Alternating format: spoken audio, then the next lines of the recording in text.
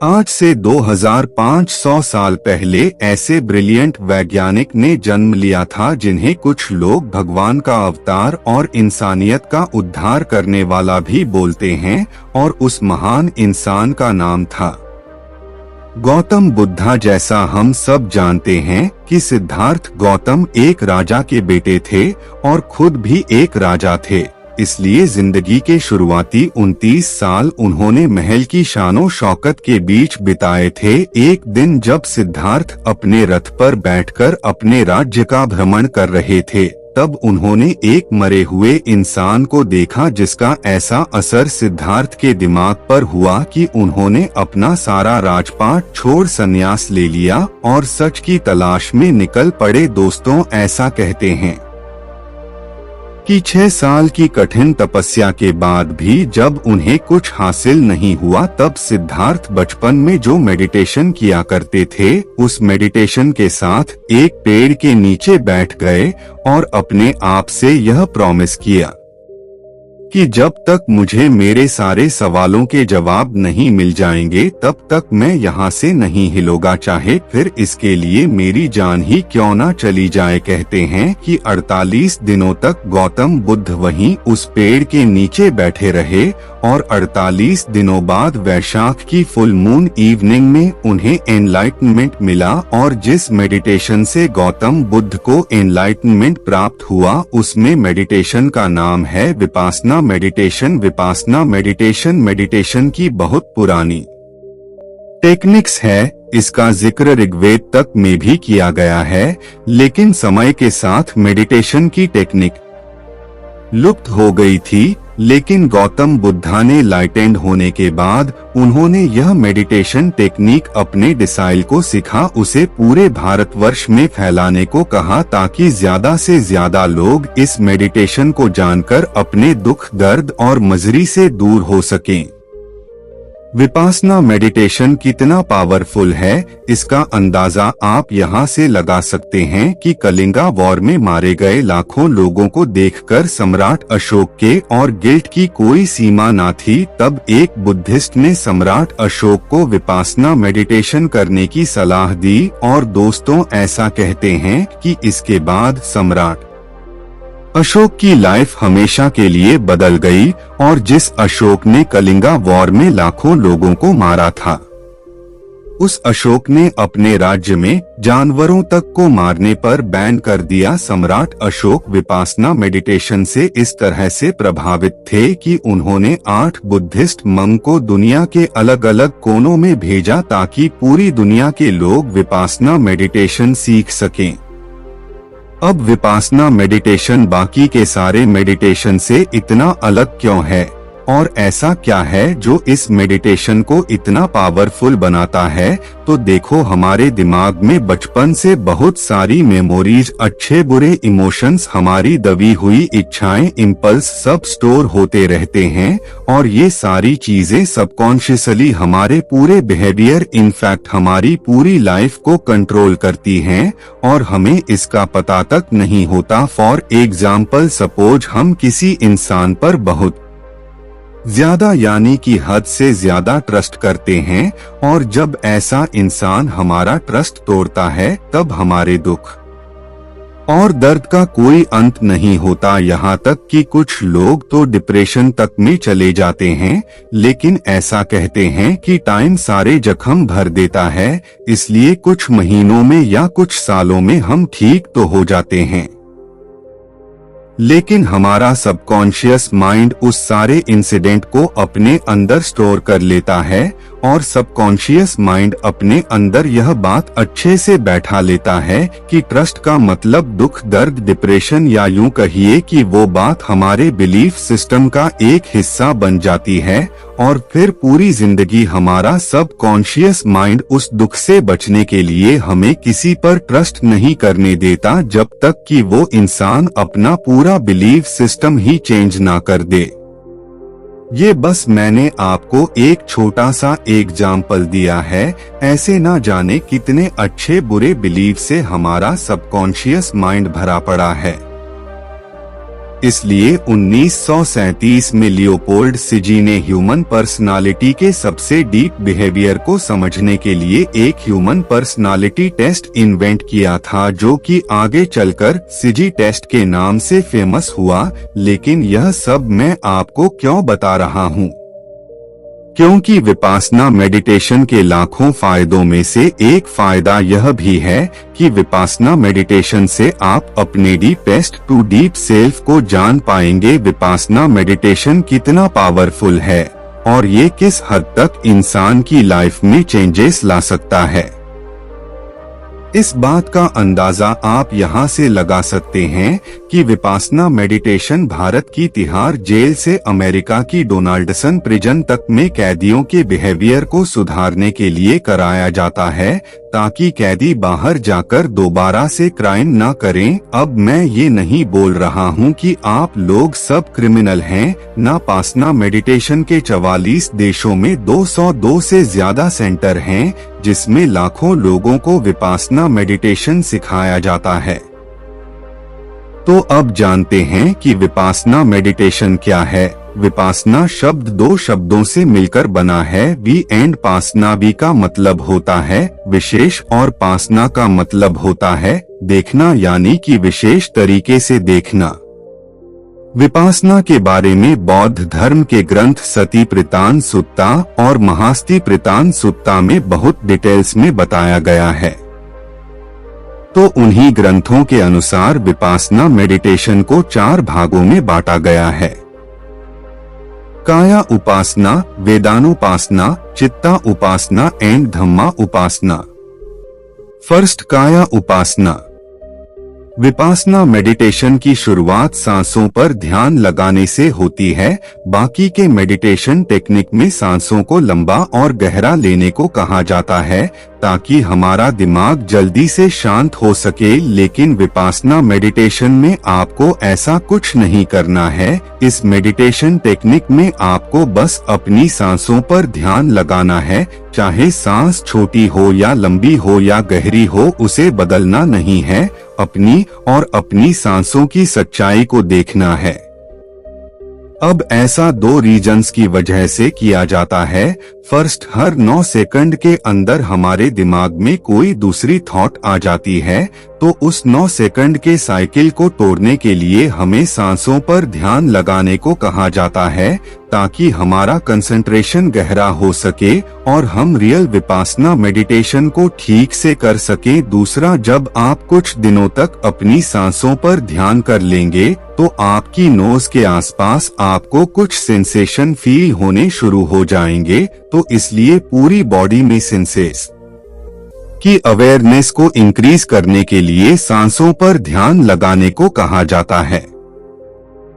अब सांसों पर ध्यान लगाने के अलावा जो आपको एक और काम करना है, वो यह है कि जब भी आप किसी चीज को देखें तो उस चीज से उसकी आइडेंटिटी को हटा दें। देखो, बचपन से ही हमारे दिमाग को प्रोग्राम करना शुरू कर दिया जाता है कि ये कुत्ता है, ये बिल्ली है, ये पेड़ है, ये गाय है, एक्सेट्रा एक्सेट्रा। अब 2 मिनट के लिए अपने दिमाग से निकाल दो कि ये कुत्ता है, फिर इसे देखो तो इस तरीके से देखने पर पता है क्या होगा।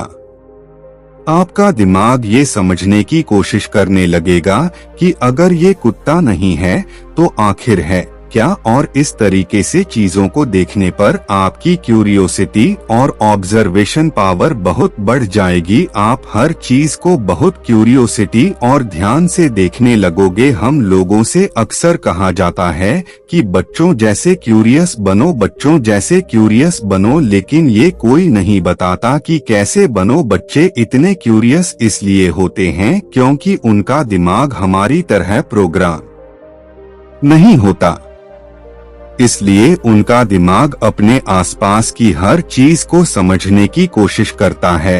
और ऐसा आपको देखने तक ही सीमित नहीं रखना है, आपको हर चीज में बस ऑब्जर्व करना है। सपोज अगर 2 लोग आपस में बात कर रहे हैं या आप किसी से बात कर रहे हैं, तो अपने पुराने बिलीव सिस्टम से उस बात को तुरंत जज नहीं करना है कि तुम गलत हो या मैं सही हूँ वगैरह वगैरह नहीं, बस ऑब्जर्व करना है कि क्या बात हो रही है।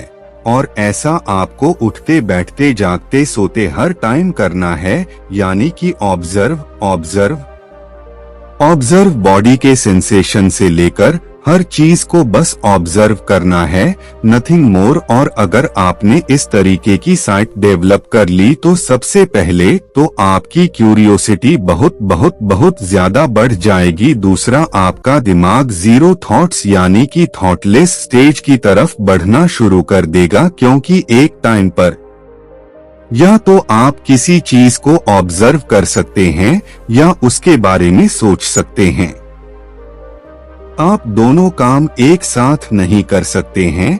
तीसरा काम जो आपके साथ होगा वो यह कि आपकी ऑब्जर्वेशन पावर इतनी बढ़ जाएगी कि आप हर चीज में बस उसका सच देख पाएंगे, चाहे फिर वो आपके इमोशंस हो, दो लोगों की बातें हो या दुनिया की कोई और चीज, आपको बस हर चीज में उसकी सच्चाई दिखने लगेगी। और यही विपासना का सही मतलब भी है, जो जैसा है उसे वैसा ही देखना, ना कि अपने प्री प्रोग्राम दिमाग या इमोशंस के साथ उसे देखना। और अब ऐसा बिल्कुल नहीं है कि आप 10 दिन के अंदर ही पूरे यूनिवर्स को समझ जाओगे। गौतम बुद्धा के अनुसार विपासना में पूरी तरह से मास्टर होने में 7 साल का समय लगता है। मैं भी पिछले 10 दिनों से फॉलो कर रहा हूँ और मेरे अंदर जो चेंजेज आए हैं वो यह है कि मैं हर चीज को अब बहुत क्यूरियोसिटी के साथ देखता हूँ कि आखिर यह है क्या। और सेकंड, मुझे हर चीज को देखकर अब गेट ट्यूब की फीलिंग आने लगी है, क्योंकि अब मैं अपने दिमाग से बाहर निकलकर अपने आसपास की दुनिया को ऑब्जर्व कर रहा हूँ, जो कि बहुत खूबसूरत है। तीसरा एक्सपीरियंस जो इस तरह से देखने का मुझे हुआ है वो ये कि मुझे फील होने लगा है कि I know nothing about this worst universe. सड़क पर पड़े पत्थर को देखकर ये बोल देना कि ये पत्थर है बहुत आसान है। अगर उसी पत्थर से उसकी आइडेंटिटी हटा दी कि ये पत्थर है तो घंटों तक उस पत्थर को देखते रह जाओगे, लेकिन ये समझ नहीं पाओगे कि आखिर है क्या। देखो, मैं इस एक्सपीरियंस को वर्ड्स में पूरी तरीके से नहीं समझा सकता, क्योंकि वर्ड्स की अपनी एक लिमिटेशन होती है। आप इस चीज को खुद से एक्सपीरियंस करें और मैं आपको गारंटी दे सकता हूं कि ये सच में एक बहुत कमाल का एक्सपीरियंस है। सेकंड है वेदानुपासना। वेदना यानी कि फीलिंग को विशेष तरीके से देखना। विपासना मेडिटेशन सेंटर्स या जेल में जो विपासना मेडिटेशन प्रैक्टिस कराई जाती है वो यही वेदानु उपासना प्रैक्टिस कराई जाती है, क्योंकि हम और हमारा दिमाग फीलिंग्स, हर तरीके की फीलिंग्स आता है तो हम गुस्से के हिसाब से रिएक्ट करते हैं। अगर हमें किसी चीज से अच्छी फीलिंग्स है तो हम उस फीलिंग को प्रोलो करना चाहते हैं, या फिर अगर जब हमें दुख दर्द की फीलिंग होती है तो हमारा दिमाग उस फीलिंग से जल्दी निकलना चाहता है। कहने का मतलब यह है कि हमारे दिमाग में आने वाली हर थॉट पर हमारा दिमाग रिएक्ट करना चाहता है और इसी की वजह से हम अपनी इमोशंस के गुलाम बनकर रह जाते हैं। सो इसीलिए विपासना मेडिटेशन सेंटर और जेल में विपासन मेडिटेशन के कोर्सेज के दौरान एक इंसान को लगभग दिन के 11 घंटे मेडिटेशन करना होता है। अब आप खुद सोचो, 20 मिनट एक जगह बैठने पर हमारी हालत खराब होने लगती है, तो 11 घंटे मेडिटेशन करने में कितना दर्द होता होगा। और यही इस वेदान उपासना मेडिटेशन की ट्रिक है कि आपको उस 11 घंटे में होने वाले दर्द पर कुछ रिएक्ट नहीं करना, बस उसे ऑब्जर्व करना है कहाँ दर्द हो रहा है। जैसे ही आप उस दर्द को थोड़ी देर ऑब्जर्व करोगे, दर्द खत्म हो जाएगा, फिर बॉडी के किसी दूसरे पार्ट में दर्द होना शुरू हो जाएगा। जब आप उस दर्द को भी थोड़ी देर ऑब्जर्व करोगे तो वो दर्द भी खत्म हो जाएगा। इसी तरह से आपको अपनी हर फीलिंग के साथ करना होता है, चाहे वो फीलिंग गुस्से की हो, दुख की हो, दर्द की हो या अच्छी फीलिंग हो। जब आप इस मेडिटेशन में मास्टर हो जाओगे तो आप अपने आप में और अपनी वो यही वेदानु उपासना प्रैक्टिस कराई जाती है, क्योंकि हम और हमारा दिमाग फीलिंग्स, हर तरीके की फीलिंग्स आता है तो हम गुस्से के हिसाब से रिएक्ट करते हैं। अगर हमें किसी चीज से अच्छी फीलिंग्स है तो हम उस फीलिंग को प्रोलोंग करना चाहते हैं, या फिर अगर जब हमें दुख दर्द की फीलिंग होती है तो हमारा दिमाग उस फीलिंग से जल्दी निकलना चाहता है। कहने का मतलब यह है कि हमारे दिमाग में आने वाली हर थॉट पर हमारा दिमाग रिएक्ट करना चाहता है, और इसी की वजह से हम अपनी इमोशंस के गुलाम बनकर रह जाते हैं। सो इसीलिए विपासना मेडिटेशन सेंटर और जेल में विपासन मेडिटेशन के कोर्सेज के दौरान एक इंसान को लगभग दिन के 11 घंटे मेडिटेशन करना होता है। अब आप खुद सोचो, 20 मिनट एक जगह बैठने पर हमारी हालत खराब होने लगती है, कर पाओगे?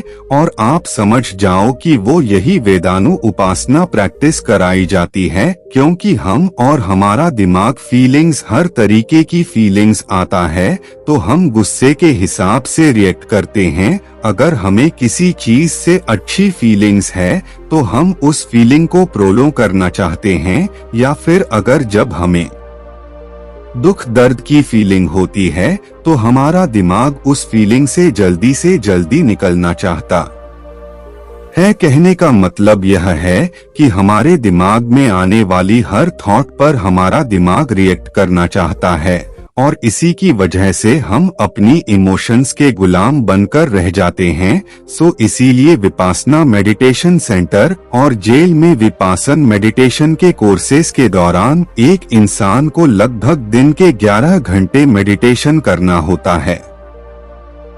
अब आप खुद सोचो, 20 मिनट एक जगह बैठने पर हमारी हालत खराब होने लगती है, परेशान नहीं कर सकते, आपके अंदर समता की भावना आ जाएगी, यानी कि आपका अपने ऊपर पूरा कंट्रोल हो जाएगा। आप समझ जाओगे कि I am not my thoughts and emotions. इसलिए जेल में वेदानु उपासना मेडिटेशन कराया जाता है, ताकि कैदी अपने आप में और अपने इमोशंस और फीलिंग्स कर पाएं, और अपनी फीलिंग्स और इमोशन से किस तरह से चिपके हुए होते हैं। इस बात को the subtle art of not giving AFC के आगे आप समझ गए होंगे कि ऑथर मार्क मिन्सन ने अपने topic feedback loop from hello में बहुत ही खूबसूरत तरीके से बताया है कि लेट सपोज हमें एक बहुत छोटी सी बात पर गुस्सा आया, और तभी हमें ये रियलाइज होगा कि जैसे ही आपको ये छोटी सी बात पर गुस्सा हो रहे हैं,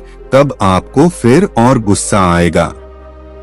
गुस्सा उस बात पर नहीं जो आपके साथ हुई है, गुस्सा आपको आएगा कि मैं किस तरीके का इंसान हूँ यार, जो छोटी छोटी बातों पर गुस्सा करता हूँ। यानी कि आप रियल इंसिडेंट जो आपके साथ हुआ है उसे छोड़कर अपने गुस्सा पर गुस्सा करने लगोगे, जिसे author feedback loop from the hell कहते हैं। सो वेदानु उपासना के अनुसार जैसे ही आपको गुस्सा आया और आपने उस गुस्से पर रिएक्ट करने की बजाय अगर उसे ऑब्जर्व कर लिया, तो आप इस so called feedback loop from hello से भी बच पाओगे, जिससे धीरे धीरे आपका अपने ऊपर कंट्रोल बढ़ने लगेगा।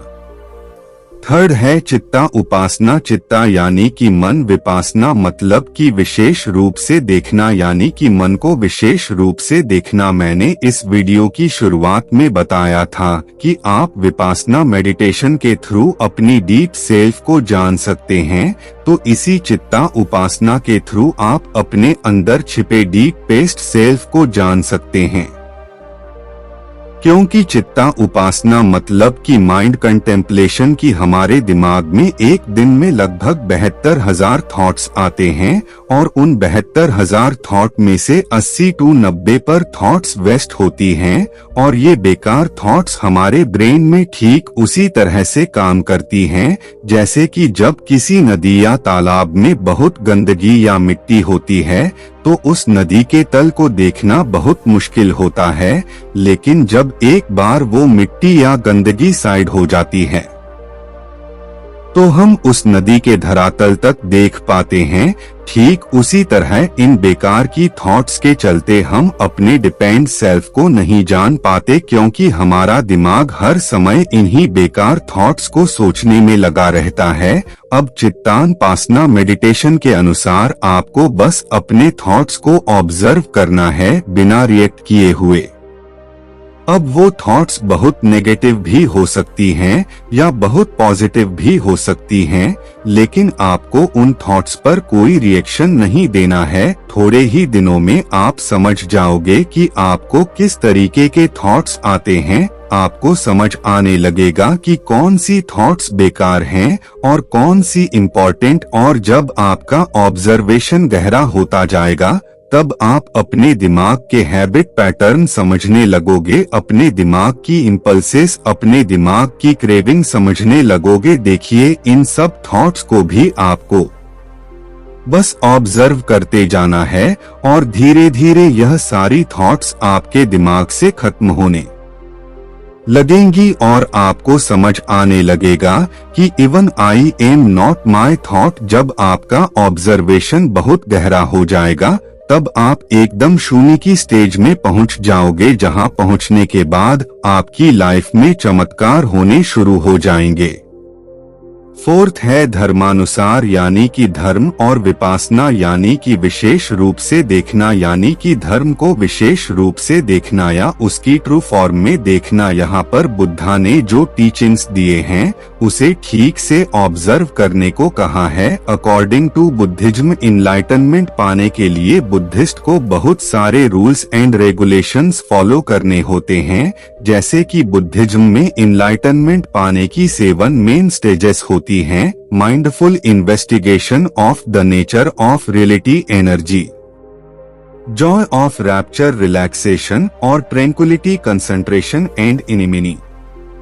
लेकिन इनलाइटनमेंट के लिए सनातन धर्म में 8 स्टेजेस होती हैं। यम, नियम, आसन, प्राणायाम, प्रत्याहार, धरना, ध्यान और समाधि। और इन स्टेजेस के अलावा काफी योग होते हैं, जैसे कि भक्ति योगा, कर्म योगा, जिन्हें फॉलो करके एक इंसान एब्सोल्यूट में विलीन हो सकता है। ऐसे ही अलग अलग धर्म के अपने अलग अलग रूल्स एंड रेगुलेशंस होते हैं। इस बात से मुझे स्वामी विवेकानंद के जीवन की एक घटना याद आ गई। उनसे एक बार किसी ने पूछा कि Swami ji, what is religion? तब उन्होंने कहा कि रिलीजन इज द रियलाइज। जिस भी धर्म को आप फॉलो करते हो, क्या आपने उस धर्म को रियलाइज किया है? क्या आपने उस धर्म को खुद से एक्सपीरियंस किया है? जिस दिन आपको ये रियलाइज हो जाएगा, उस दिन आपको हर रिलीज एक जैसे लगने लगेंगे।